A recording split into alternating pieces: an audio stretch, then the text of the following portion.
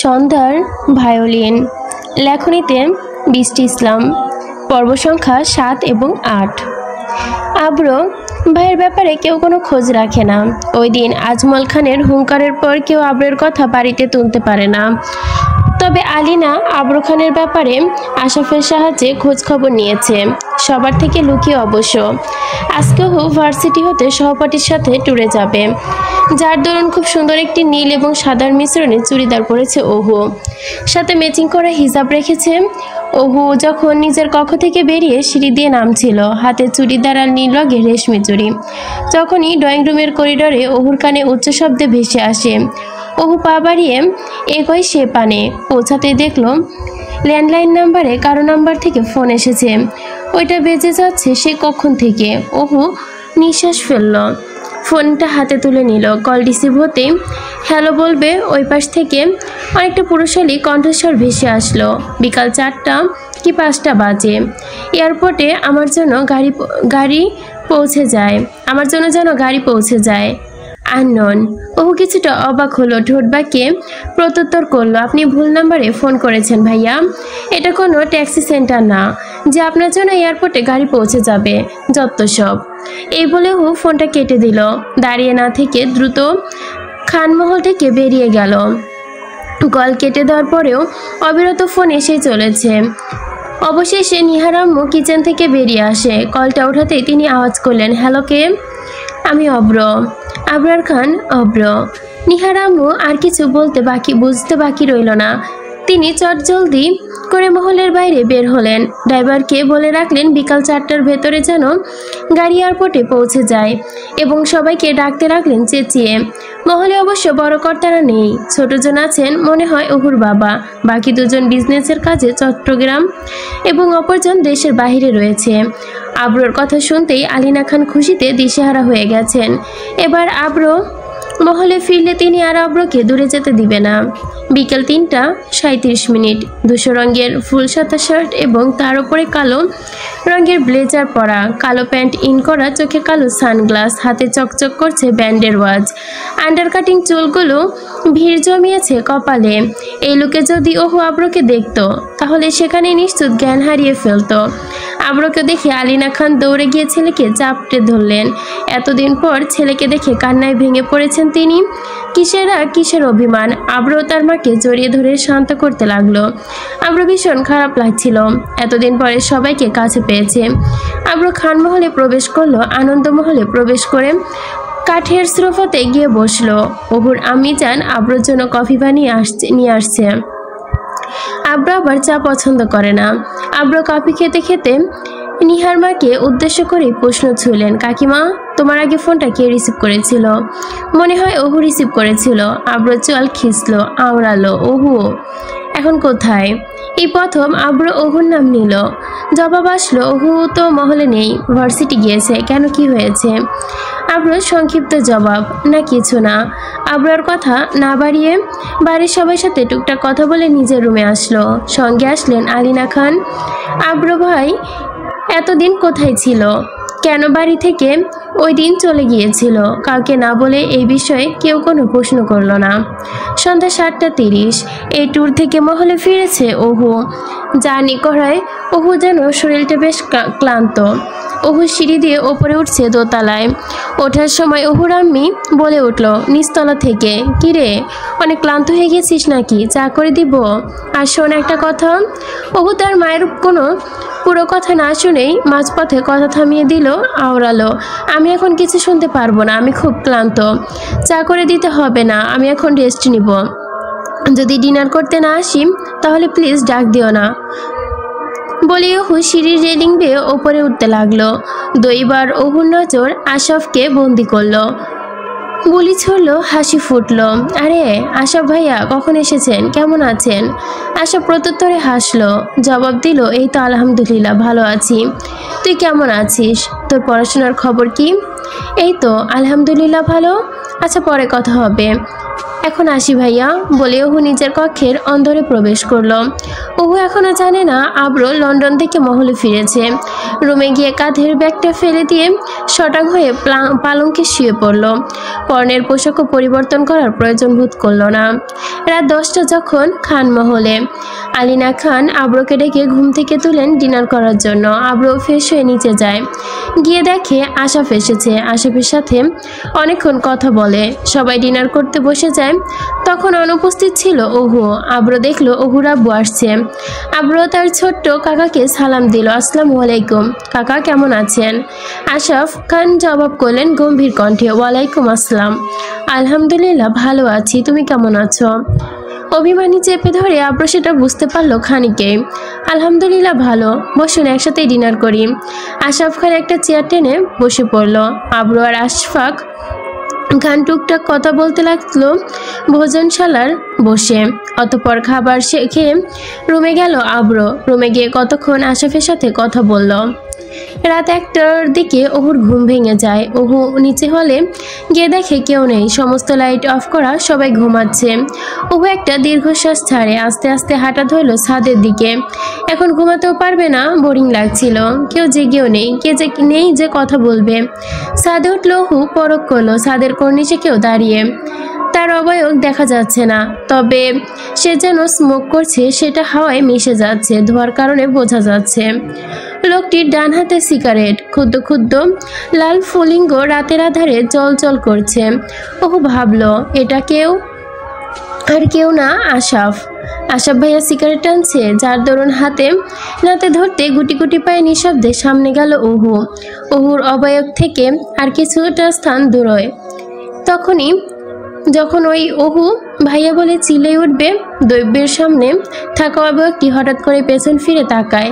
মুহূর্তের জন্যই সময় যেন থেমে যায়। এক পলকে দুটো জোড়া চোখ আটকে যায় একে অপরের গভীরতায়। সেই চোখের মাঝখানে তখন সিগারেটে ধোয়া এক স্বচ্ছ দেওয়াল তুলে দিয়েছে।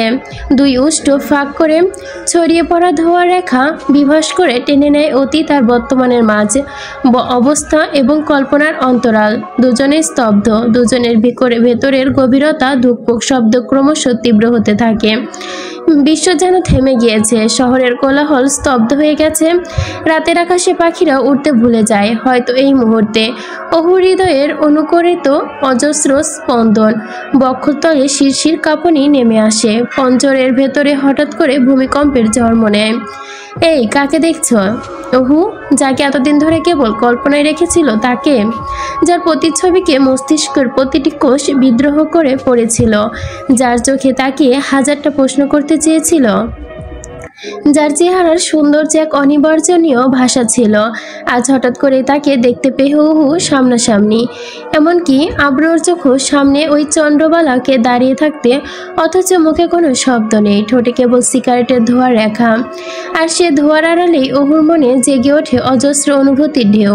অবাক হয়ে তাকিয়ে থাকে সে, বলতে চায়, কিছু ছুঁয়ে দিতে চায়, কিন্তু ঠোঁট কাঁপে, শব্দ হয় না। অবশ্য আব্রোর অবস্থাটাও খুবই ব্যতিক্রম কিছু নয়, বরং অহুর চেয়ে অনেক বেশি বিক্ষিপ্ত, অনেক বেশি অনুভূতিহীন সে। দীর্ঘ 8 বছর পরে এসে দেখছে এই অহুকে। একটা দীর্ঘশ্বাস বুকের গহীনে জমে ওঠে। এই কি সেই অহু? কি অপরূপ রূপ ধারণ করেছে সে! অব্র চোখে ধারা দিয়ে যেন মন ছুঁয়ে যাওয়ার দৃশ্য। নীলাচে চুড়িদারে পরে দাঁড়িয়ে আছে অহু। শরতের দমকা হাওয়া তার গলার ওড়নায় খেলা করছে। কাঁধ পর্যন্ত নামা ছোট ছোট চুলগুলো বাতাস উড়ছে বারংবার। চোখের সাদা মণি আজ ঠিক আগের মতোই গভীর নিষ্পলক। ধবধবে ফর্সা মুখে নাকের ডগায় ছোট্ট একটা তিল। উষ্ঠজোড়া নরম কাঁপছে, চোখের পাপড়িগুলো ঘন হয়ে উঠেছে। আব্র অনুভব করে এই মেয়েটার এই চাহনি পৃথিবীর যে কোনো পুরুষ বিভোর হয়ে যেতে পারে।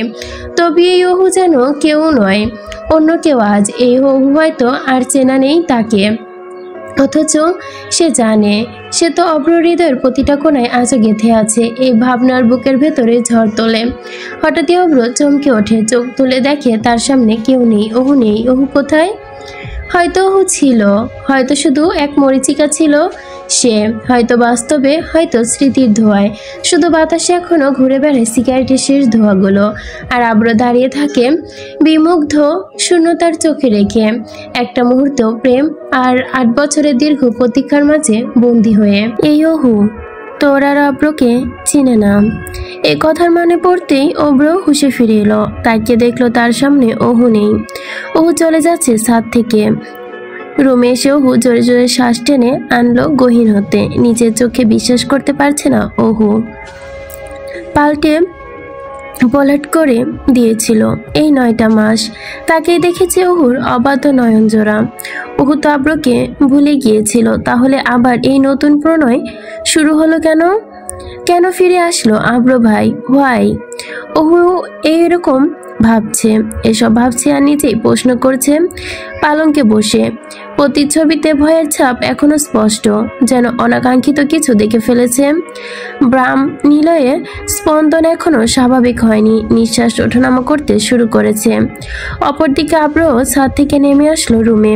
বেলকনিতে দাঁড়িয়ে একের পর এক সিগারেট টেনে চলেছে আব্র।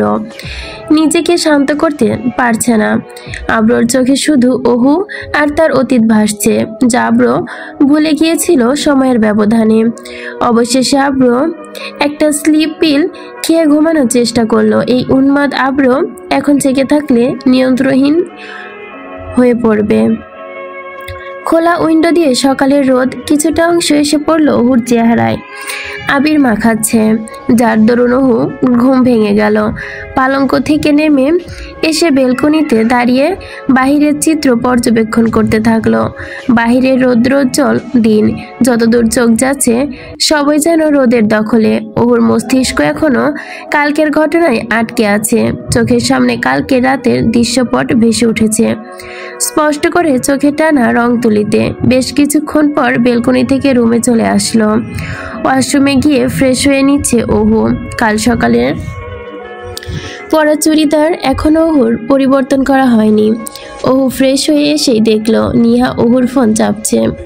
ওহুকে পরখ করে নিহা বলে ছুড়ল, আপু তুমি যে কাল ট্যুরে গিয়েছিলে, আমাদের জন্য কিছু আনোনি? ওহু মুখ তুলে তোয়ালে মুছতে মুছতে সোফায় রাখলো, আওড়ালো, হ্যাঁ এনেছি, ব্যাগে আছে, পরে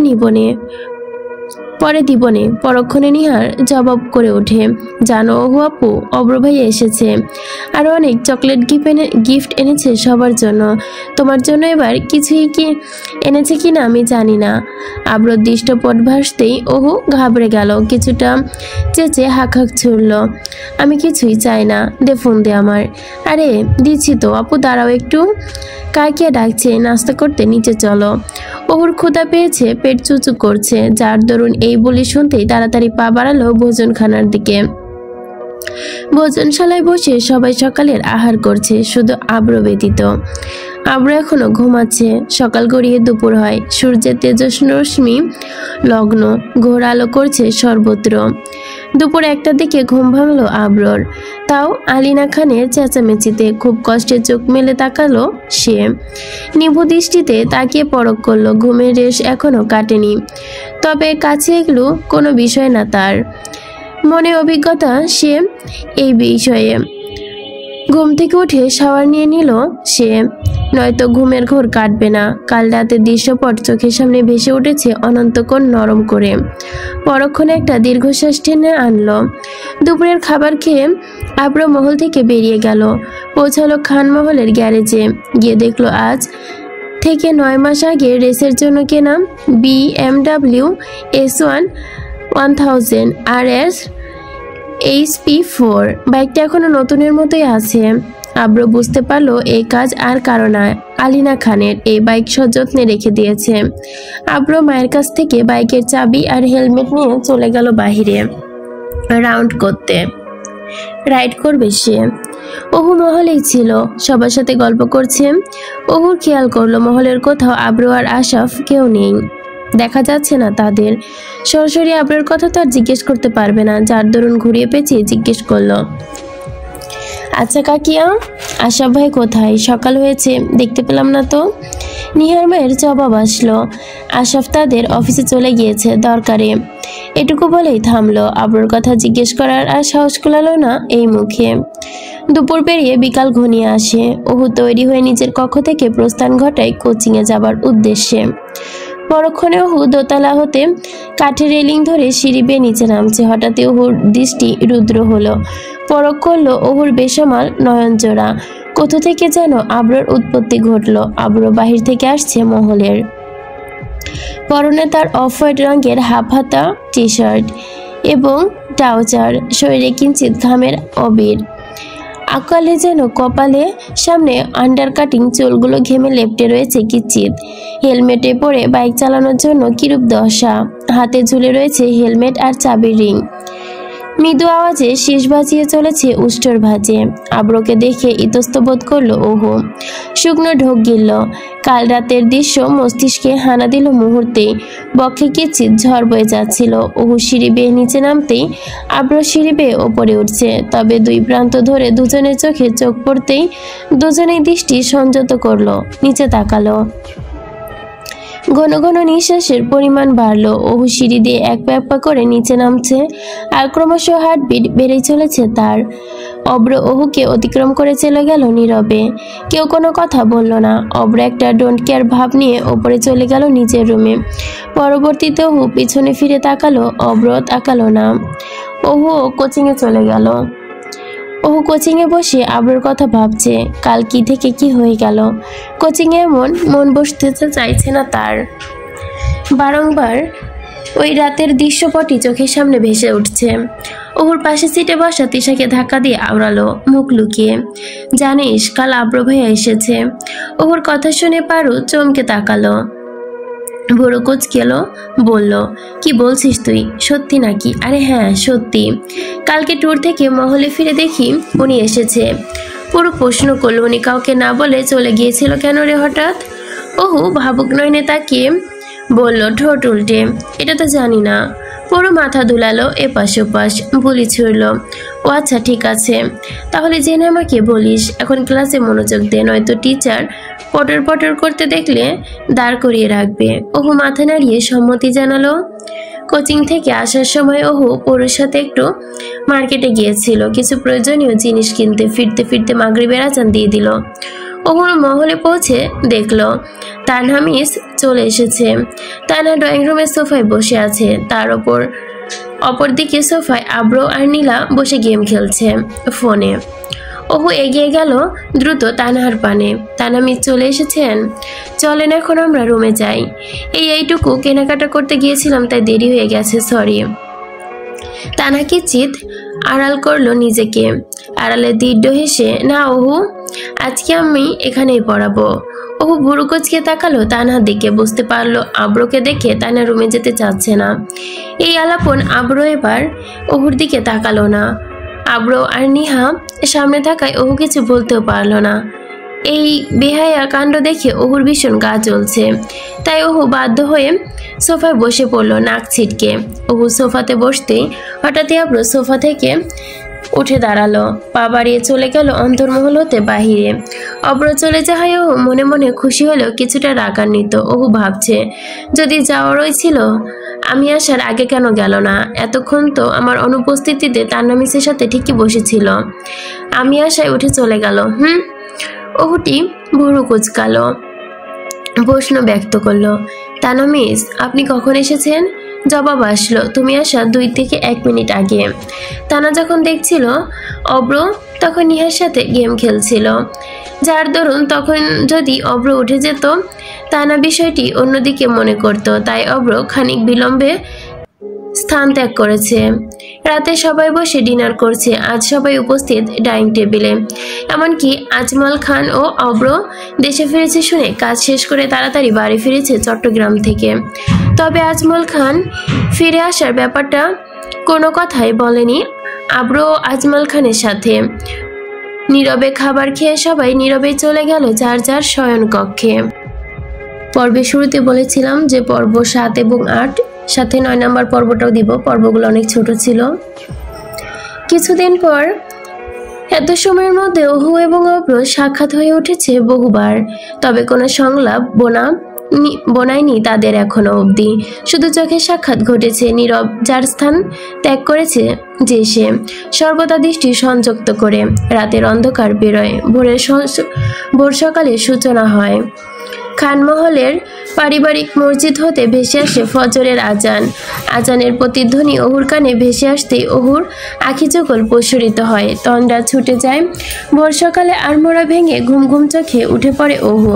পালঙ্কে ছেড়ে উঠতেই প্রথম ওহু বেলকুনির দিকে তাকালো, বেলকনিতে গিয়ে দাঁড়ালো। এটা ভোর সকালে ওহুর প্রথম কাজ। বেলকনিতে দাঁড়িয়ে চোখ বন্ধ করে জোরে জোরে ভোরের সতেজ সুবাস শ্বাসের মাধ্যমে টেনে নেয়। পরক্ষণে ওহু বেলকনি থেকে নেমে আসে, ওয়াশরুমে গিয়ে উঁচু করে নেয়। ফজরের নামাজ পড়ে বেরিয়ে যায় মহলের সকল কর্তাদের সঙ্গে হাঁটতে।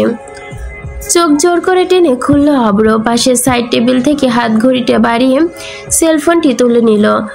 দূরে লন্ডন থেকে অনেকগুলো কল এসেছে। খাটের পেছনে ফ্রম বোর্ডে মাথা ঠেকিয়ে দিল, চোখ বুঝলো। হঠাৎ বাইরে তাকিয়ে দেখলো আকাশ মেঘাচ্ছন্ন।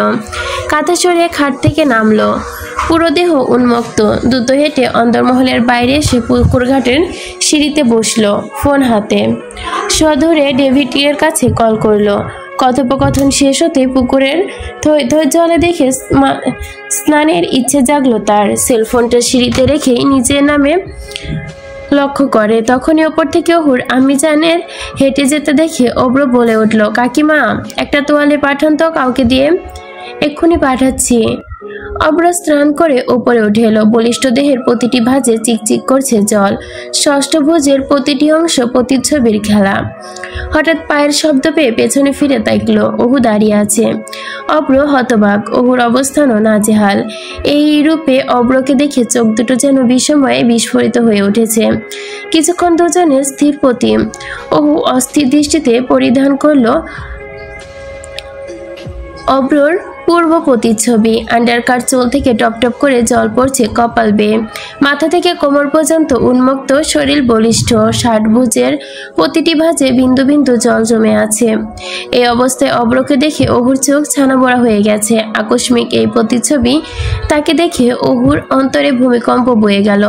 হঠাৎ অব্র ছুটে এসে ওহুর হাত থেকে তোয়ালে নিয়ে চুল মুছতে লাগলো, আওড়ালো, অজ্ঞান হয়ে গেলে আমার কিছু করার নেই। তোকে ধরে মহলের ভিতর নিয়ে যেতে পারবো না। আর মুখের ভেতর মশা ঢুকলে তাতেও আমার কিছু করার নেই। পুকুরের ঘাটের জল তোর খেতে হবে তাহলে। ওহু হকচকিয়ে গেল, নিজের জ্ঞান ফিরে পেল। ভীষণ লজ্জাও পেল মেয়েটা। এভাবে তাকিয়ে থাকার বা প্রয়োজন কি ছিল? এখন তো লজ্জা তাকে পেতেই হবে। দিয়ে দিল না লজ্জা এই লোকটা। কিন্তু ওহু দমে যাবার পাত্র না। নিজেকে সামলে বলে উঠল, মোটে এমন কিছু নয় যা আপনি ভাবছেন। না হলেই ভালো। বলেই অব্র তোয়ালেটা তুলে হাতে ধরতেই নিল। হনহনিয়ে হেঁটে চলে গেল। ও পেছন পেছন চলল। যেতে যেতে ভাবছে এই লাজাটাই না পেল সে। এখন অব্র ভাইয়ার দিকে তাকাতেও তার লজ্জা লাগে। সকাল গড়িয়ে রাত, এভাবে কেটে যায় দিন। তারপর দিন খানমহলে সকালে এবং রাতে খাবার সবাই একসাথে খেয়ে দুপুরের খাবার সবাই একসাথে খেতে পারে না। বাড়ির কর্তারা কাজের প্রতীক্ষে খানমহলের বাহিরে থাকেন। আব্র ও খান বাইরের সদস্যদের সাথে মিলে ভোজনে বসে দুপুরের খাবার খাচ্ছিল। তখনই ও ভার্সিটি থেকে ফিরে মহলে। সকলের মুখ পরখ করে ভাবুক নয়নের চয়ে ওহুর বিষগ্ন মুখশ্রী। তৎক্ষণাৎ ওহুর আম্মিজান হাঁক ছাড়লেন, কিরে হু, কিছু হয়েছে নাকি? তো কেমন বিষগ্ন দেখাচ্ছে কেন? ওর সংক্ষিপ্ত প্রত্যুত্তর, না আম্মা, কিছু হয়নি। সত্যি তো? তাহলে ফ্রেশ হয়ে খাবার খেতে আয় দ্রুত। তোমরা খাও, আমি পরে খাবো নে। বলেও নিজের কক্ষে ঢুকে গেল তড়িঘড়ি করে। অতঃপর কেউ কিছু বলল না আর। কিন্তু আব্র বিষয়টা নৈশব্দে পর্যবেক্ষণ করলো, তবে কিছু বলল না কাউকে।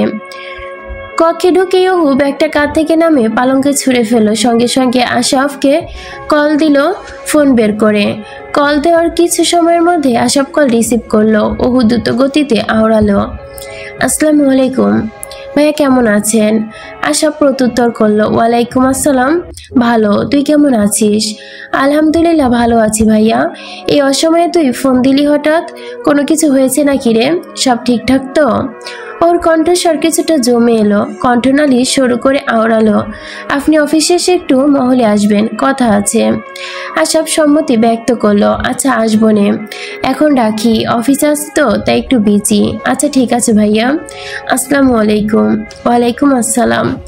খুব নম্র, ভদ্র ও বিচক্ষণ মেয়ে। ওহুর ব্যাপারে আজ পর্যন্ত কোনো খারাপ মন্তব্য নিয়ে আজ ভার্সিটির একটা ছেলে ওহুকে খুব বিরক্ত করেছে। সাধারণত ওহুর ক্ষেত্রে এসব প্রায়শই ঘটে, তবে যে কেউ ওহুকে উত্তপ্ত করতে পারে না, খান বংশের মেয়ে বলে কথা। ও সবসময় এ বিষয় উপেক্ষা করেছে।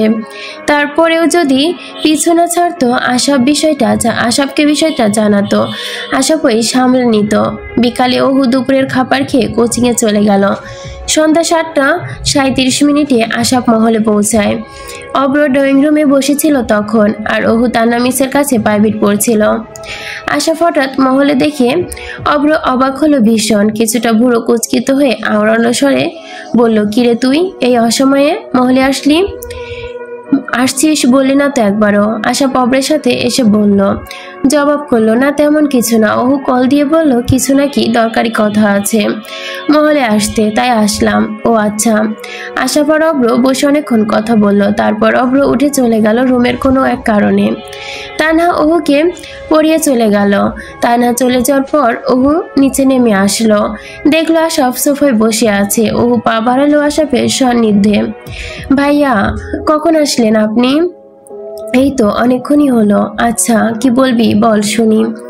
ও শ্বাস টানলো, হাঁক ছুটলো। ভাই, ইদানিং আমাকে ভার্সিটিতে একটা সিনিয়র ছেলে খুব বিরক্ত করছে। আজ তো ক্যাম্পাসে অনেক সিন ক্রিয়েটও করেছে। মেয়রের ছেলে নাকি শুনলাম। শক্তি দেখায় প্রচন্ড। ও আচ্ছা, বুঝেছি, তোর আর কিছু বলতে হবে না।